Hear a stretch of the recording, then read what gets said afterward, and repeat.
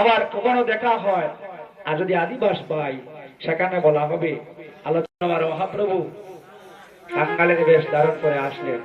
আমরা কলিতে যাহারা জন্মগ্রহণ করেছি মানুষ কথা বলতে জানে না, মানুষ কথা বলতে জানে না, কিন্তু মোরা আমার কথা বলে। এই যে ফুলকানা অমৃত না জীবিত? মৃত। আমাদের এই হৃদয় কানা কপাট লাগিয়ে রাখা হয়েছে। বড় বড় জমিদারের ঘরে যেভাবে বড় বড় বেন্দা দিয়ে দরজা আটকিয়ে রাখা হয়, বড় বড় জমিদারের অঙ্গনে গেলে দেখা যায় ওদের ঘরে বড় বড় বেন্দা দিয়ে দরজার কপাট লাগিয়ে রাখে। যদি ডাকাত ঢুকে, যদি চুর ঢুকে, তাহলে ওদের গৈবদন গুপ্তধন নিয়ে যাইবে।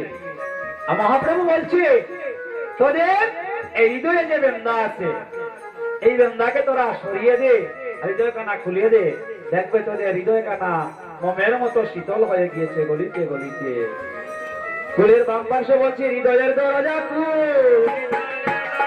হৃদয়ের দরজা খুল, হৃদয়ের দরজা খুল, বাজে খুল, বাজে খুল, হৃদয়ের দরজা খুল, বাজে খুল, হৃদয়ের দরজা খুল, হৃদয়ের দরজা খুল। কেন খুলবে? কৃষ্ণ কথা বলার জন্য।